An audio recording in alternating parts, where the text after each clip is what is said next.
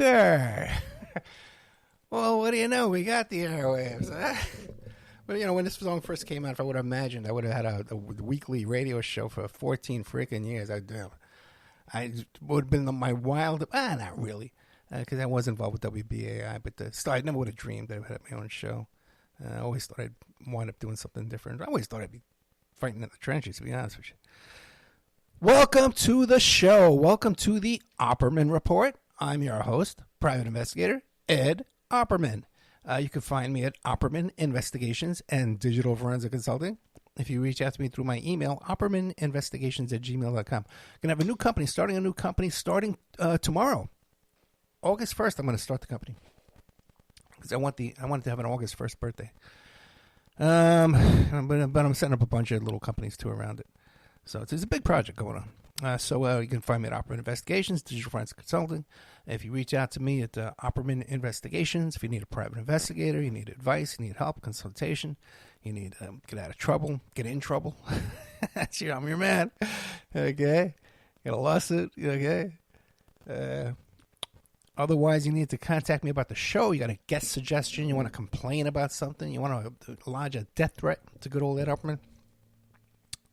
You can contact me through oppermanreport@gmail.com. Or you can go to the website and hit the contact button, oppermanreport.com, oppermanreport.com, OPPERMAN. Go to the website and you can hit the contact button. There's a donate button on there too, believe it or not. Oh my goodness, nobody's used it in years, but okay. Let's see. Otherwise, every Friday night. Oh, Patreon. You go to Opperman Report Patreon. I did this interview tonight with this guy, Jeremy Ryan, who's sitting in pretrial detention right now because of a situation with Brock Pierce and Chris Miglino. Okay, he's being charged with cyber stalking, believe it or not. We'll get into that, and we'll be talking about that. I'm playing that later on tonight. But I was talking to him, and in the intro to the show, I didn't mention that I have these FBI Freedom of Information Act requests from A.J. Weberman on the Yippies. And it goes from like 1967 to 1977, 1978. And, these are all the FBI surveillance on the Yippies, Yippie meetings, Yippie rallies, Yippie events, just Yippie stuff. And, so when I come to you and I talk to you about, COINTELPRO and FBI surveillance and agent provocateurs and people being inserted into your life and all that kind of stuff, I speak to you from experience, not from Googling. And we're going to be talking about our friend here, Jeremy Ryan, who's, again, the same experiences. This is no joke, guys.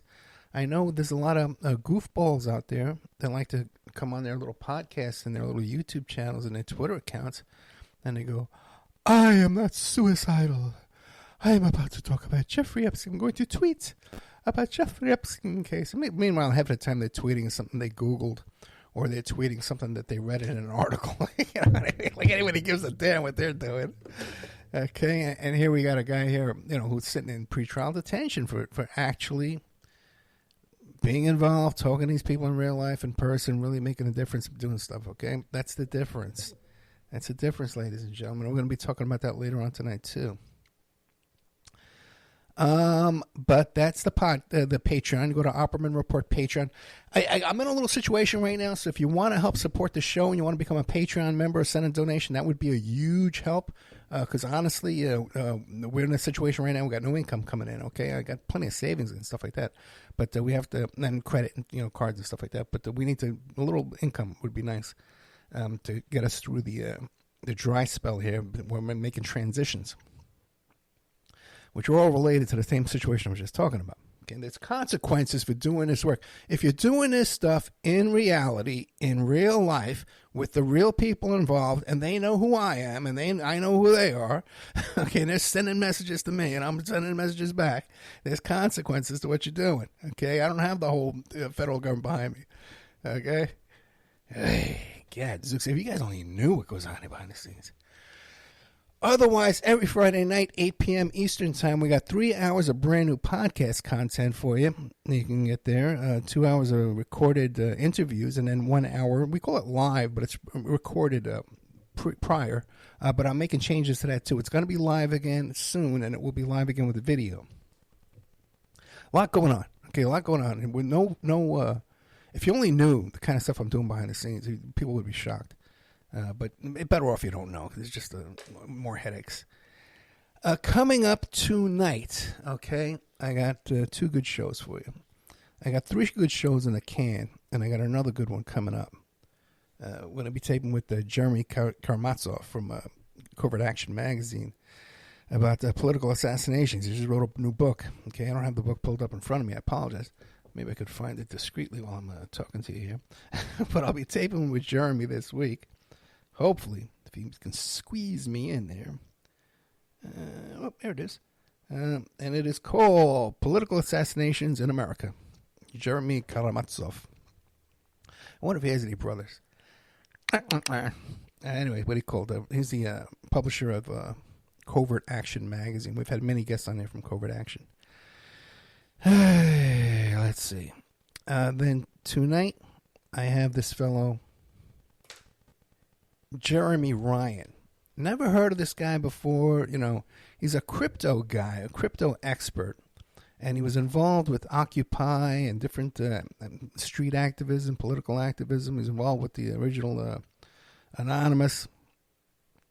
And he's got himself on the radar with the federal government and their agencies and their investigative departments. And he started investigating crypto scams. And who did he get involved with? He was on a conference call with Brock Pierce.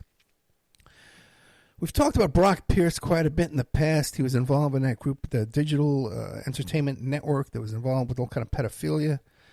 His name is in the Epstein files. I thought it was 3,000 times, but our guest today said it was only 1,800 times, which is still quite a bit. Okay? Brock Pierce, who also, I have other information, that how he's hooked up with Zampoli. And a really inside source told me that it was Zampoli and Brock Pierce that got Melania into crypto. So according to our guest, he's behind a lot of these pull-out scams, like that Huck to a girl did, I don't know how all that works. If I did know, I'd probably do it. I'll be honest with you. If I knew how to pull off one of those crypto scams, I'd probably be the first one. I'd be Huck to-ing my way to the Jamaican Islands. Huck to-ing my way to retirement. Okay, but unfortunately, I don't know how to do that crap. So, Jeremy Ryan is a guy who's out there on the front lines, sticking his neck out. Okay, he's talking about Epstein. He's actually interviewing these people in real life, so he's on their radar. He got into a heated online discussion with these folks, and was calling out their scams and their money laundering and their all this kind of stuff. And he's facing the consequences, okay? And he's facing the consequences like an avalanche. Now, he's being charged with cyber stalking for one incident, one group chat conversation, that they even took his words out of context. They took his words and they changed his words. They changed the wording. They used the word scams and they changed it to screams. These words are typed out, so it's not like it's a possibility. They got the wrong words. So he was in San Diego, and the complainant in this case, Mr. Chris Miglino, was in Florida.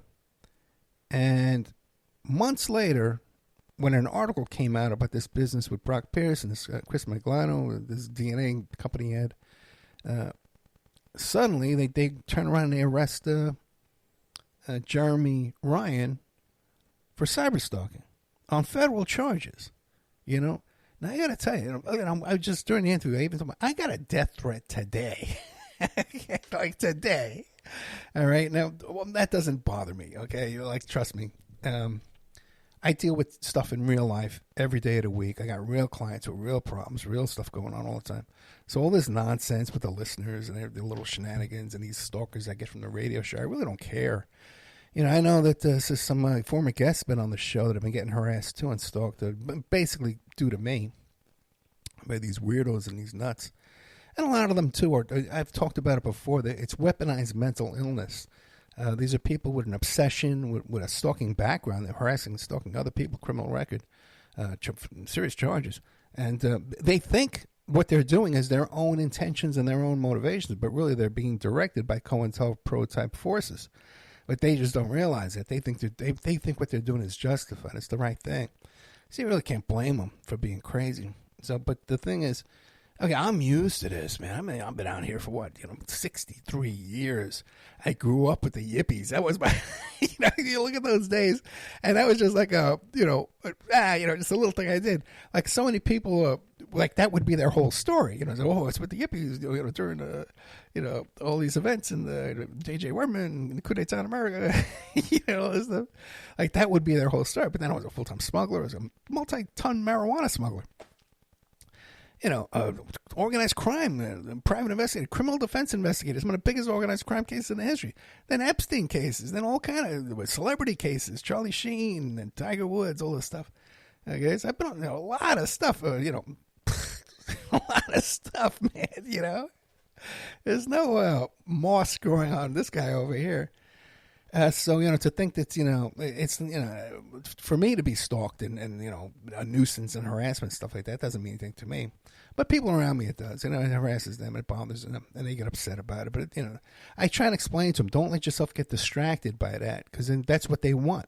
It's just as effective for them to, for this person to actually do something to you, to harm you, kill you in some kind of way, or just as effective to have you have all your attention focused on that weirdo and that little insignificant. It's like a mosquito bite on an elephant. If the elephant was paying attention to a mosquito bite, then the elephant would be defeated by a mosquito. You just got to ignore it. That's all you got to do. And just deal with, real physical threats you got to deal with every day, okay? The real serious people. So, but here we got this guy who's being charged with cyber stalking because of a conversation he had. And by the way, there was even multiple conversations that went along great. The complainant and the victim turned over their personal phone numbers to this guy and gave him, they were in contact with him voluntarily. So in order for a guy in Florida to be able to go to the federal government and get cyber stalking charges on a guy in San Diego, you're not going to get that, okay? Like even for someone like me, if I had a real client with real money, it would be difficult to pull that off. You got to know people in the state attorney general's office. You got to know people in the Southern District, of Florida to file these charges in the Department of Justice, FBI. You got to know. You have to actually know people. Like certain things you can pull off. Like if it's a case you got in a different city or a different state, you can find out who knows the mayor. You can hook up with the mayor. Or find someone who knows the chief of police, and then you make a connection with the chief of police. You get an introduction to the chief of police. You file your complaint with the chief of police, and he assigns a detective. You can get those kind of cases prosecuted. But you need resources, and you need someone savvy who has the connections. And in this case here, they were able to get cyber stalking charges on these ridiculous thin charges on a guy on federal charges. Okay, and we'll get the guy put in custody, okay? He's already served quite a bit of time and is still not offering any deal to this guy to get out. He's been doing a lot of his work pro se and with public defenders and stuff like that. But it's such a weak case to begin with. But look at the people you're dealing with. Brock Pierce, a very rich guy, is dancing between the raindrops. He's in the Epstein files. He's talking about stuff in there about... thank you for the girls you sent me. I can send you this and all that kind of stuff in there, So anyway, that's our interview tonight. With Jeremy Ryan. Okay, so keep an eye out for that. Look at the time already. The after that coming up is going to be a nice, fun interview. Okay, Adora Alchemy. Okay, who's this young lady? By the way, tomorrow is her birthday. Happy birthday, Adora! And she's wrote a book called The Life. I think it's called The Life Yearbook or The Yearbook Life. Let me double check. Here. Sorry about that. Let's go there. The Life Yearbook with Adora Alchemy. Okay? And you could find her Instagram, Adora Alchemy, or The Life Yearbook. And there's also a Facebook and all that kind of stuff, too. And just, one of these creative artists and stuff like that. She's living in the van life she's doing, And I stumbled on her because I saw her online, and I thought she was somebody else. I thought she was a woman who came and applied for a job for me, was supposed to come work for me this year. And I had lost touch with her. And then I saw her announcing this book, and I says, hey, you want to promote the book? And then it turns out it was a totally different. I didn't even know this woman. It turned out it was somebody totally different. So then I was stuck, and I had to do it. But then she turned out to be such a nice woman and so delightful. Let's see to describe the book here. It's a unique planner designed to help people reconnect with themselves throughout the year, combining astronomy, astrology, seasonal changes, holidays, journaling, self-reflection. The book encourages readers to slow down, notice the rhythms of nature, and create meaningful rituals in everyday life. Now, I got to tell you something. One thing she describes in there is about how you could use this book for a year, and like a memory book too. Then 10 years back, you go back and say, "Oh, look, what did I do in 2026?" And you would have all this stuff. And she's talking about different changes you could do to it in the future, like putting a pocket in the back where you could have little trinkets and concert tickets and all kind of stuff like that. Maybe traffic tickets. You would have that you would save for the year. So it would be great to have a stack of these. Or maybe even nicer to have like a coffee table book like this. So, great young artist, creative woman. Birthday tomorrow. Happy birthday, Adora. And the book is called, once again, True Life Yearbook with Adora Alchemy. And just a nice, fun, peaceful interview, unlike most of the miserable content we have on this show week after week after week. Let's get into some miserable content.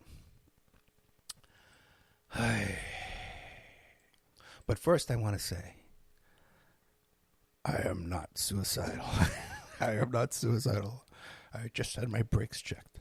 I am an excellent swimmer. There are no asteroids heading toward my home. I've checked the astrological meteor trajectories, and no meteors. God. You got these idiots out there with this low-hanging fruit, and it just infuriates me so much. Yeah, and you hear me, I get so frustrated with this. And you have no idea how many times during the week I just say, you know what, I just want to give all this up. There's just so much bullshit that's put out there. And even people I like, and I think they're good people, I think they're well-meaning people, and I just see them posting shit about stuff that I know about. And it's just exhausting. And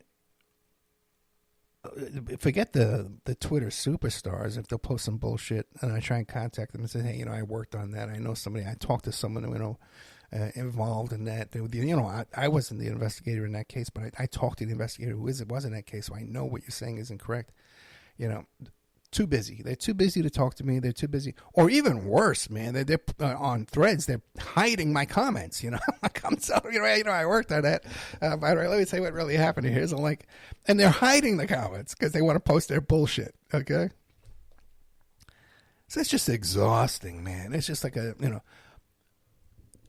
know what? I was going to call the show tonight Lies, Fantasies, and Public Groceries, because people, all the fantasies they have about Mandami's grocery stores. We're going to be getting that at the end of the show if we have time. But the one thing I want to contact with the fantasies and the lies and the low-hanging fruit that's just repeated over and over and over about the Epstein stuff.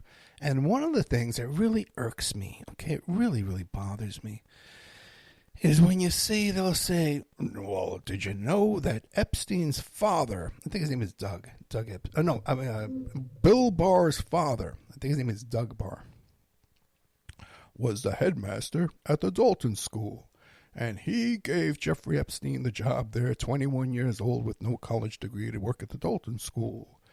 And what they're trying to say there is that somehow that Doug Barr was aware that Epstein had this perversion for little school kids, and that's why he gave him the job there at the school, so he could perv on these kids. Well, let's start with this. First of all, there's no evidence that Epstein had a sexual contact or grooming or any kind of sexual abuse on any student at the Dalton school, okay? There's also the timing of this is questionable. Bill Barr's father was the headmaster until 1974. And Epstein got the job started there in September of 1974. So that was his last year. There's no proof, there's no indication that they ever met each other, they ever knew each other, that Doug Barr, I think his name is, Bill Barr's father, had any role in hiring Epstein. But we do know that he had a role in hiring other 21-year-olds and other young people that didn't have college educations or college degrees that qualified them to be teachers. So are we going to say that all of them were for the purposes of sexual abuse and for blackmail purposes? And we're going to say that? That everyone, all these other teachers he brought in too? Okay, but he did bring in a guy who later on was a documented pervert. We know that for a fact, okay? And he brought him in. Now, so then the next step here is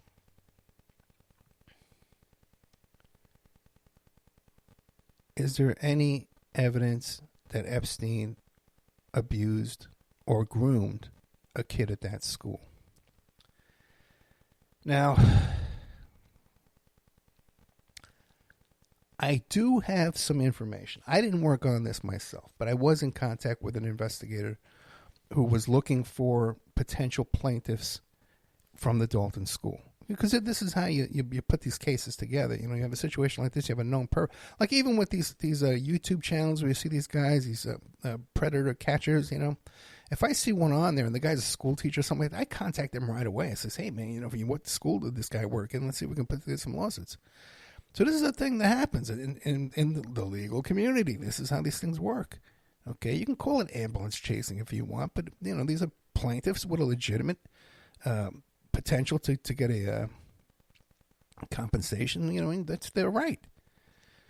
You know, they need assistance. They need to be walked through the system and taught how to do it. And they need someone to vet their case, to review their case and write up their case for them. All right? And I'm ready to do that. All right? Now,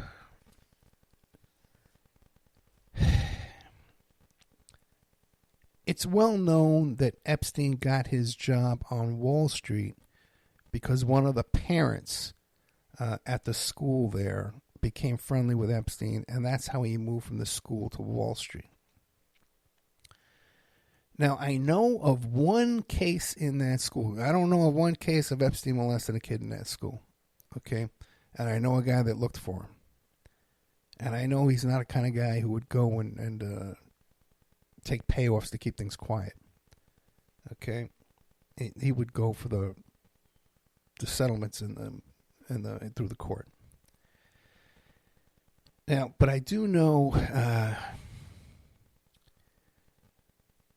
that there was a situation of a kid at that school being abused by a family member. Okay, that you know, and we can't talk about it, you know, because this is a victim, you know, who was went through a trauma. You know, they don't want their story out in public, and so we can't. You know, it's not my place to put this person's business out all over the news. Or even the people who, or the criminals in this case, and you know, that's up between them, you know. For them to make those reports and make those how they want to resolve those situations. It's not for me to do, you know, but we do know it exists. Now, we don't know of anything of Epstein, any crimes by Epstein in that school. Now, at the time I did the first radio show on Jeffrey Epstein in 2013, and I first heard of the Dalton School, I thought, since no one ever mentioned the Dalton School before in any news, press, or media or anything like that at the time, I assumed for some crazy reason that it was an all-girls school.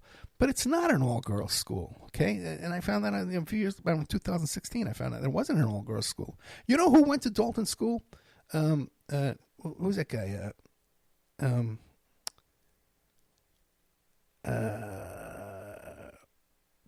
Well, Chevy Chase went to that school, and Anderson Cooper went to that school.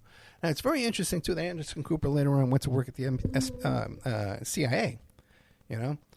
So that's interesting. I find that more interesting than this whole theory about Epstein there molesting kids at the school, or Bill Barr's father hooking him up to go there and have access to kids. So none of the students there have a negative thing to say about Epstein, the short period of time he worked there.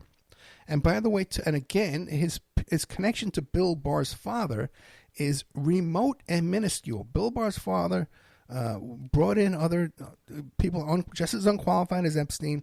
He quit the same year. He put in his resignation that same year. There is no indication he was working there in September or was involved in Epstein's hiring there at all. None of that exists. It's just some low-hanging fruit that's repeated over and over and over and over again. But what don't they mention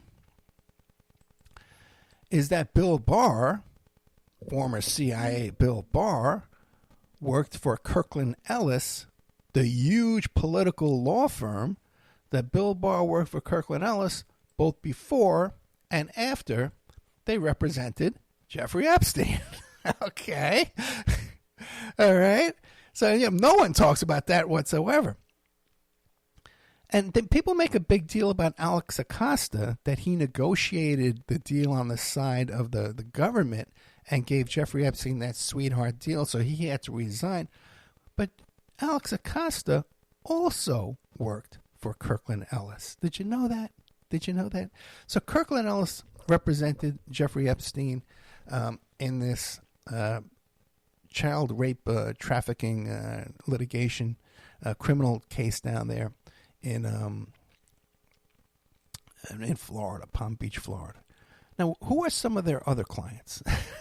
Who are some of the other people? Well, they must have, represented a bunch of drug dealers and child molesters and all. No.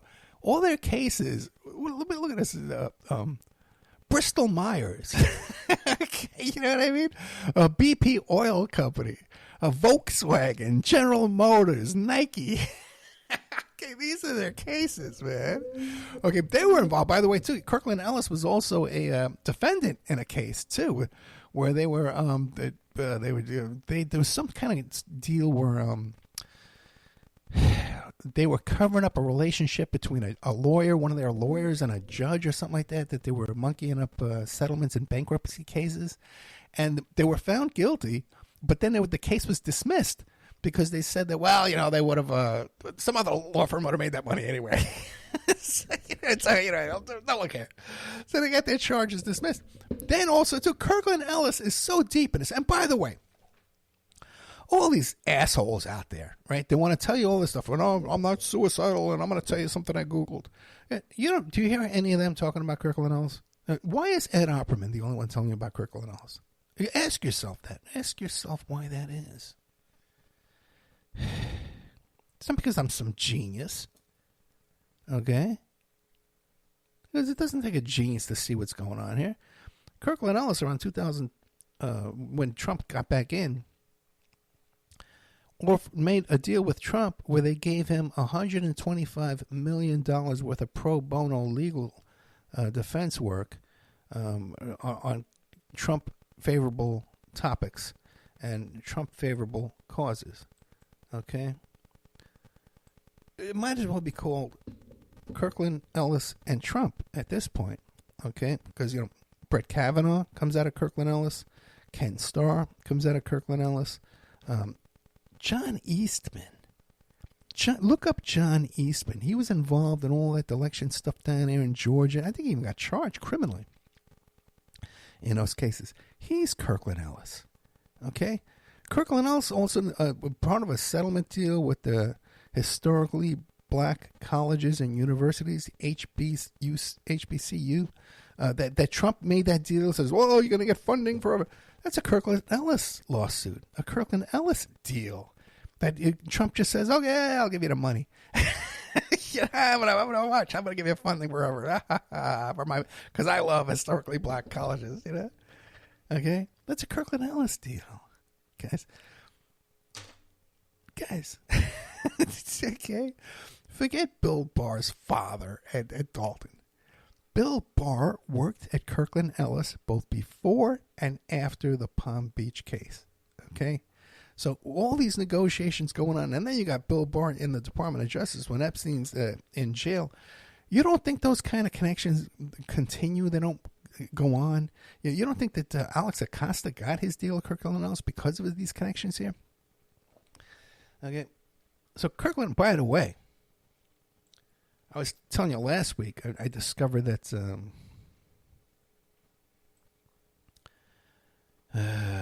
Conchita Sarnoff. I don't have those notes in front of me. Let me see. Who's that CIA director? CIA. Oh, there it is. Okay, let me find it. Because I always get his name wrong. Woosley. Okay. All right. Okay. Kirkland Ellis, once again. So all those lawyers, man, who were doing all that stuff for Epstein, man, all that shady stuff, Ken Starr and all those guys, they all work for Kirkland Ellis. All right. The Kirkland Ellis doesn't have any other child trafficking clients. It's the only one. All right. Okay. It's a political fixer, and their deal in this was to go lobby politicians and stuff like that. I wouldn't be surprised too if Kirkland Ellis right now weren't the ones that were negotiating who gets put in these lobbying for who gets put in the files and who gets redacted from the files and all that kind of stuff too. I would not be surprised because that's just what's going on. Okay.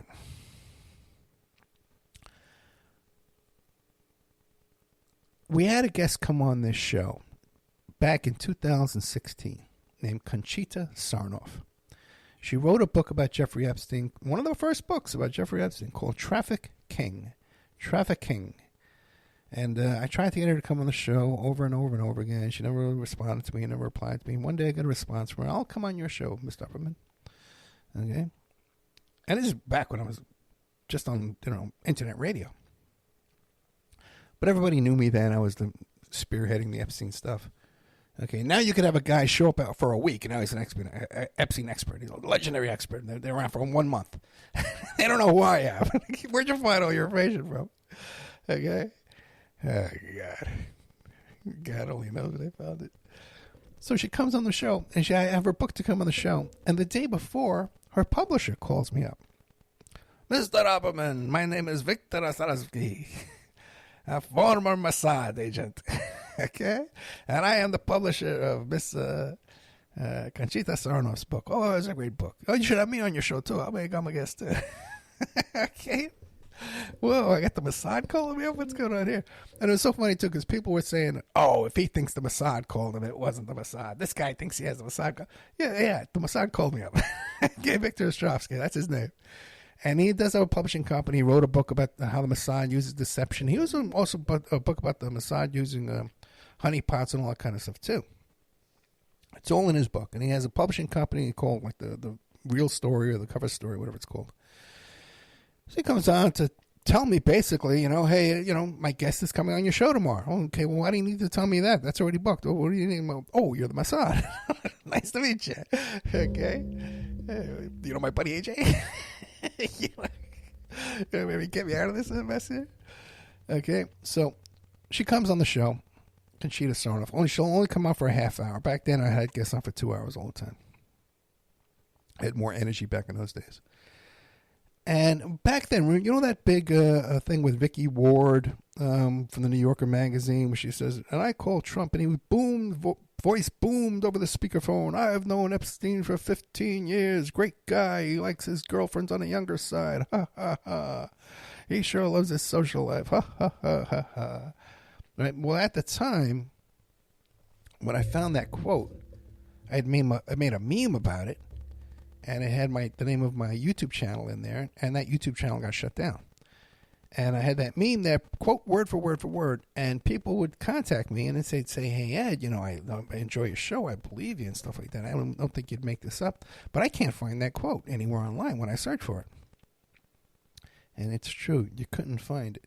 You had to really search hard. You had to put in Vicky Ward, New Yorker, and then put the quote in, and then it would come up. Otherwise, it would not come up.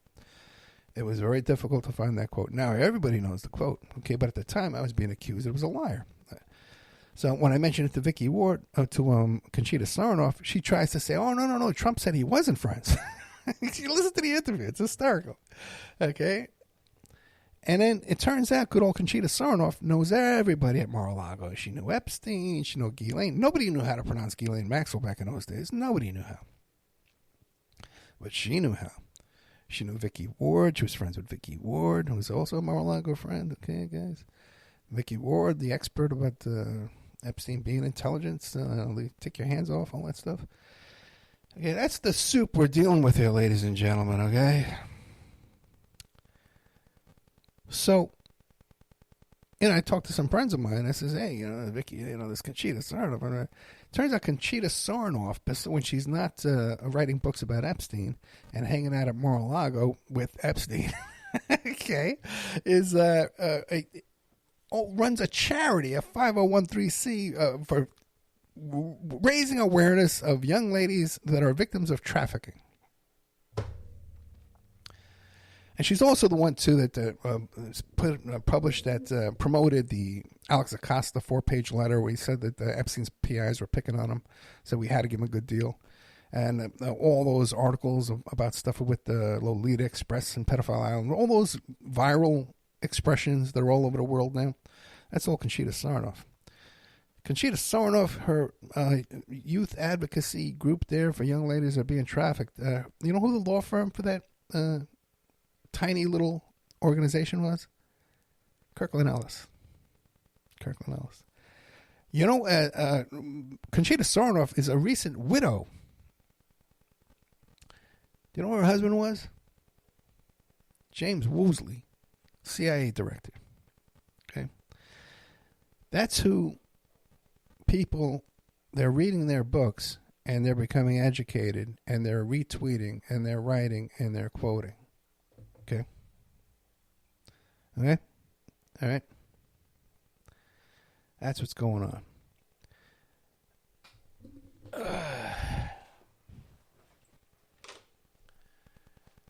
So excuse me if I get a little impatient, and a little fed up when I see someone saying, Bill Barr's father worked at the Dalton school and gave Jeffrey Epstein his job there as a teacher. Okay? They don't know what the hell they're talking about. They have you ask them who Kirkland Ellis is. No one's retweeting all that stuff. There's I'm working on another thing here, too, that I talk about all the time. It's an Epstein-related thing. And one of the lawyers involved in that, every associate at that law firm follows me on social media. So I may not be suicidal and my brakes must work great, but I got a lot of lawyers looking at me and listen to everything I say. And they're hanging on my every freaking word. All the people involved, okay? They're all over my social media following me. That's okay, man. You got a great tweeter there, man. Follow that tweeter there. She's got some great info there. Let's see here. How we doing on time? I hate to get discouraged, but what are you going to do? There's just so much BS out there. And by the way, too, I don't know if I mentioned this last week or not, but this guy, Joe McBride, you see out there defending Tate brothers, Andrew Tate and Tristan Tate, the fellow with the beard and the sunglasses and the bald head out there all the time. He's from the Roy Black law firm, the old Roy Black law firm. Roy Black is dead now, but Roy Black represented Jeffrey Epstein, too, as well. And he's the one who was the client of record of all those private investigators that Epstein had running around, intimidating his witnesses and complainants against him, and intimidating, too, Alex Acosta and all that stuff. So Roy Black did that. So now we got Joe McBride, that same law firm, okay, doing this stuff for Andrew Tate. So anyway, man, that's what's going on there. So the show tonight was going to be about lies, fantasies, and public groceries. Okay, that was going to be the title of the show. I don't know what it's going to be now. But I want to get this stuff here about Mondami and the New York City public grocery stores. Now, there's so much confusion about this, and I want to give you a little education. I want to teach you what's going on here, okay? Because it doesn't seem to people understand what's going on, okay? And it's all, you can just Google it. This is the time you want to Google something to find out. So everyone's in an uproar. He comes out, there's a press conference. He says, well, we're going to guarantee that the food prices in these grocery stores are going to be 30% less than they are at competing privately owned grocery stores. And everyone has a heart attack. It's going to be subsidized. This is all subsidized by our tax dollars. He's taking our tax dollars and it's subsidized. Ah! Okay. All right. How can he make it 30% cheaper? They're taking the food from the farmers. One guy tells me, yeah, they're seizing food for free from farmers and they're going to sell it for 30% less. Okay. And by the way, too, all you people out there says, oh, Ed, I love your show, but I don't agree with your politics. They've already tuned out. Every one of them. They don't want to learn nothing. They don't want to hear something. They all tuned out already. No, I said socialism doesn't work. Ha, ha, ha. Venezuela are eating some zebras. Ha, ha, ha, ha. Okay? They believe everything. They hate the U.S. government about every single thing. The vaccines, the Epstein cover-up, all this stuff. But the only time they believe them is when these same people tell them that socialism is bad for you. It's bad for you to own your job. It's bad for you to own the oil industry. But capitalism is good for you. It's good for you to have a master, a lord who owns your home, an owner who owns your job. It's good to be owned and lorded over you, you little peon. Okay, it's good for you now. Keep your mouth shut. Oh, thank you, sir. We hate socialism too. Anyway, so Mondami comes out with these public grocery stores. Now, right away, people say, well, that'll never work. How can you? He said it was going to be free groceries, and now it's only 30%. He never said it was going to be free. It was never an option ever that it was going to be free. Well, it's being subsidized now by the tax-paying citizens. I'm paying for these people to get the... Why not just give them money? It's not being subsidized. Okay, this is going to be... By the way, it's going to be privately run. It's going to be run by private companies, okay? And the employees are going to be privately employed. Just the rule is that they have to promise that they keep the staples 30% lower than for-profit grocery stores, and that the employees have to have a living wage, a union-level wage, okay? Now, well, where's this money going to come from then? From the trees? Ed, how do you make groceries 30% cheaper if it's not being subsidized by the rich and the taxpayer and the hard-working people aren't giving money to lazy people? Okay, well, the current grocery industry right now makes $26 billion a year in profit. Now, let's say, well, that's great. $26 billion a year in profit. That's a lot of money in profit. It's a good business. Okay? But the thing is, now where does that money go? That $26 billion. Does it go to the workers who work at the supermarket? Does it go to the farmers? Does it go to the truck drivers that deliver the food? The guy that mops the floors? The checkout cashier? Does it go to them, that $26 billion in profits? No. That entire $26 billion goes to people who sit at home, never worked a day in their life, and they own a piece of paper called a share. They're a shareholder in that public company. Publix, D'Agostino's, all these places, right? D'Agostino's, I think, has a billionaire that owns the place, right? So he gets all the money. So you got $26 billion in profit. So now, if this is a not-for-profit grocery store, the profits from that store can go to what? Reduce the prices of the groceries and to increase the salaries of the workers. Now, in this situation, and why it's going to be such a great success, is you have a couple of extra incentives here. One is that they have to pay no property tax. The renters, the people who the people that running the supermarket don't have to pay rent, and they don't have to pay property tax. There's going to be $70 million to build 5 supermarkets, which is the going rate. That's cheap for New York, by the way. They built a supermarket right around the corner from me. It cost $12 million. Okay, and that's in Florida, which is a lot cheaper to build things than it is in New York City. Okay, so $70 million, but the thing is, okay, so well, then that's $70 million subsidies. The city's going to own those buildings.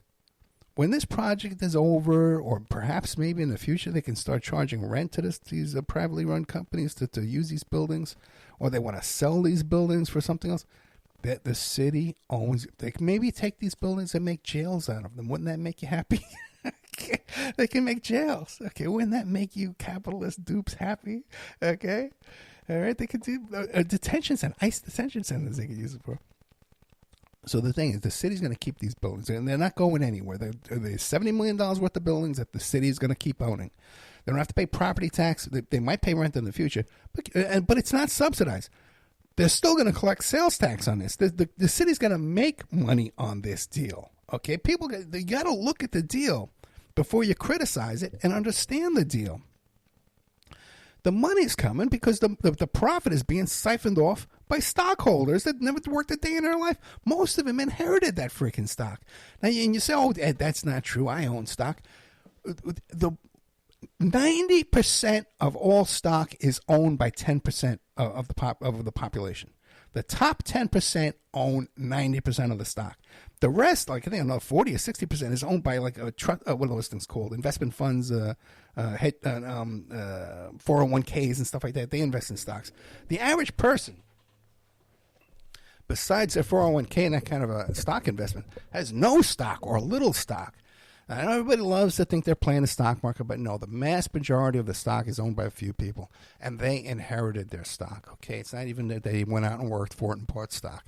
That's you're being fooled. Okay, you're being fooled if you believe that. And do the research yourself. Look it up. Don't listen to me. Okay, listen to Ed Opperman for a second. Have I ever lied to you about anything? Have I ever lied to you? I dare anybody to come back to me and say, and you know what? He lied about that. He lied about this. He's lying about that. I've never lied to you. No one ever said I was stupid, and no one ever said I was a liar. There's some crazy people out there saying they're crazy. We get those people. But what do you call it? But no real person, has ever come out. Any person with any kind of dignity or self-respect or any kind of credibility whatsoever has ever come out and said I lied to you.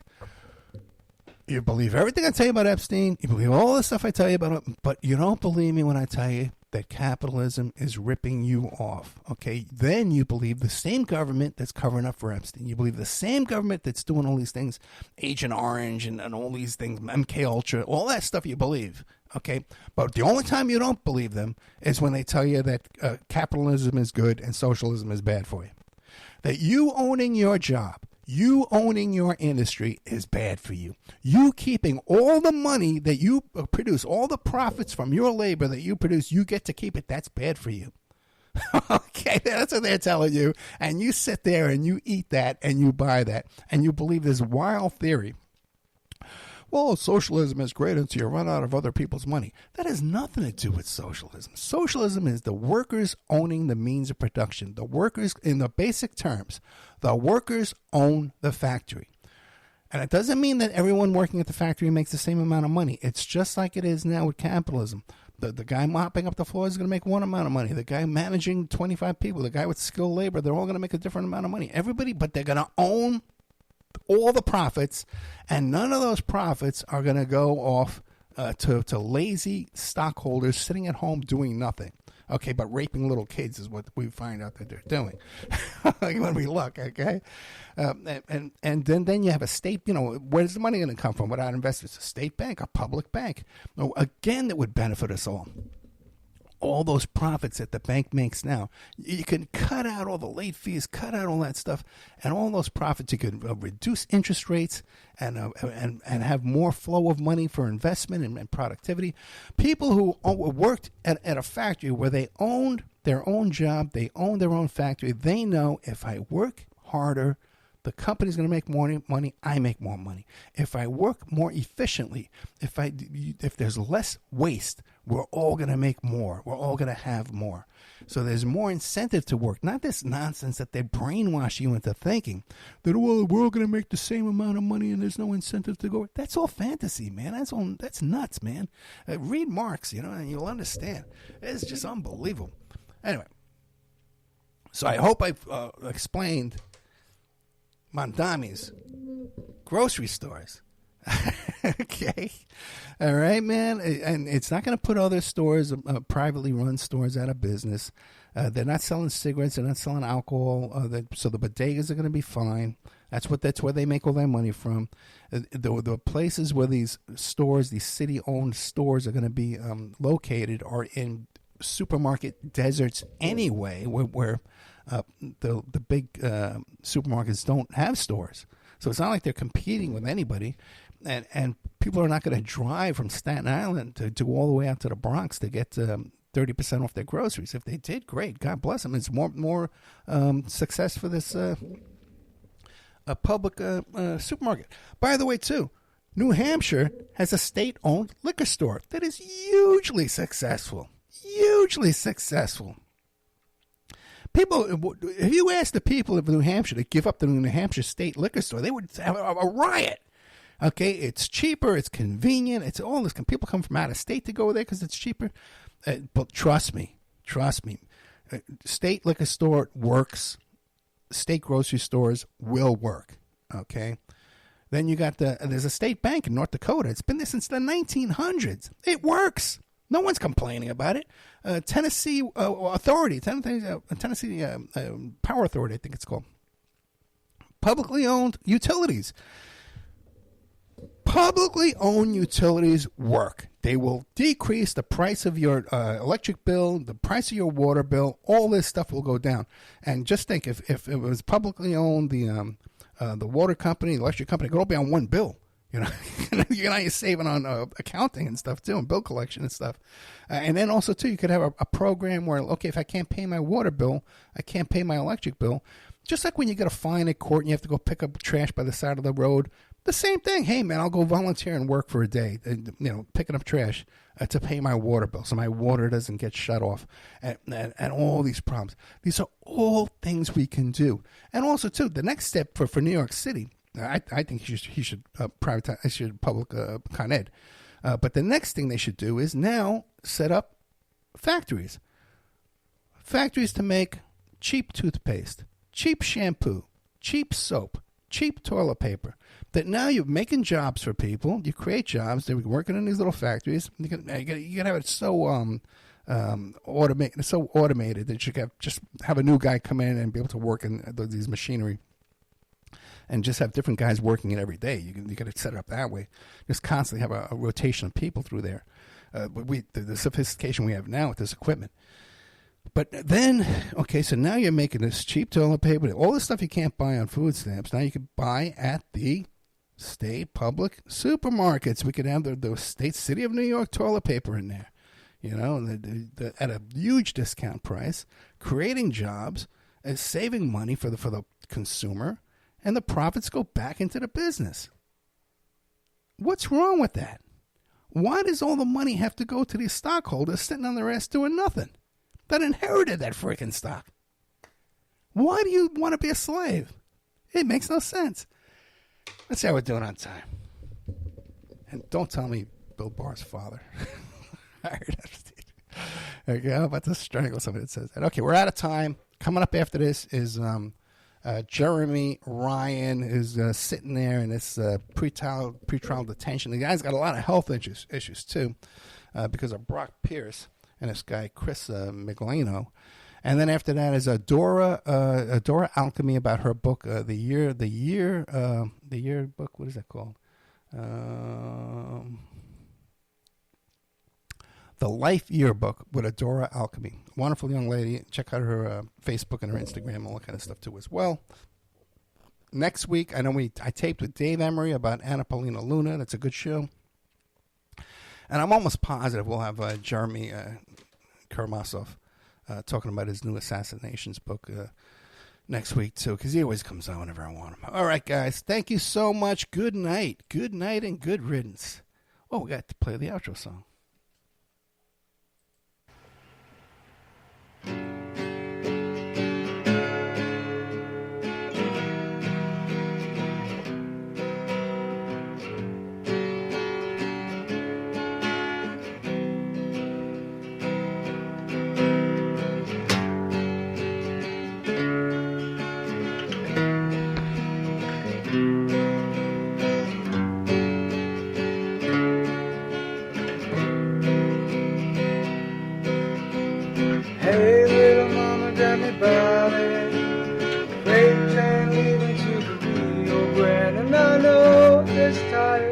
Body ain't going all the way.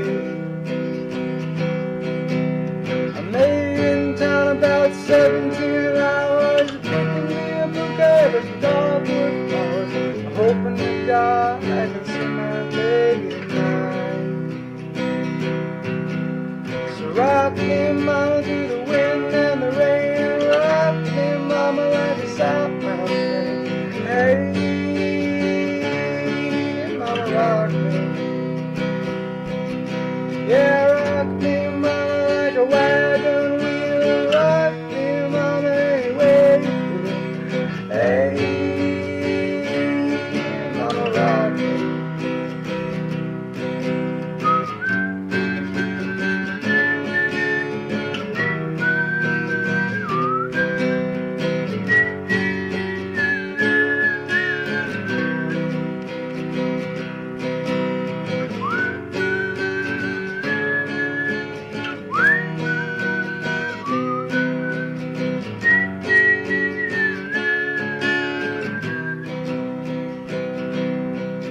Yeah, rock me, mama, like a wagon wheel. Rock me, mama, any way you feel. Hey, mama, rock me. Yeah, rock me, mama, through the wind and the rain. Rock me, mama, like a southbound train. Hey, mama, rock me.